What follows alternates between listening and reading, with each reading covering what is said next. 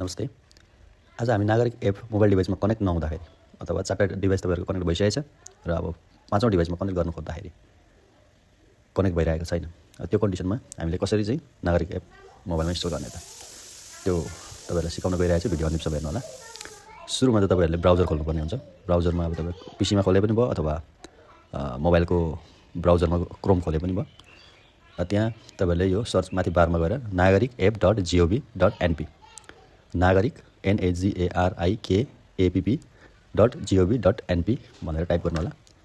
यो म तपाईँहरूलाई डिस्क्रिप्सनमा पनि हालिदिन्छु। यो एपमा गएर तपाईँहरूले अब यहाँ यस्तो ब्राउजर खुल्छ। यो खुलेपछि यहाँ वेब एप भन्ने छ। यो वेब एपमा गएर क्लिक गर्नु होला। त्यस पछाडि यहाँ तपाईँको मोबाइल नम्बर हाल्नुहोस् र तपाईँको नागरिक एपको पासवर्ड हाल्नुहोस्। यदि पासवर्ड बिर्सिनु भएको छ भने चाहिँ फर्गेट योर पासवर्ड गर्दा भयो। फर्गेट योर पासवर्ड गरेर तपाईँलाई ओटिपी कोड तपाईँको मोबाइल नम्बरमा आउँछ र त्यो ओटिपी कोड हाल्नु भएपछि न्यू पासपोर्ट क्रिएट गर्ने एउटा अप्सन दिन्छ है। मैले मोबाइल नम्बर र पासवर्ड हालिसकेको छु। अब यसमा लगइन गर्नुहोस्। लगइन गरिसक्नु भएपछि यहाँ यसरी यो नागरिक एप खुल्छ है। यहाँ नागरिक एप यसरी खुल्छ।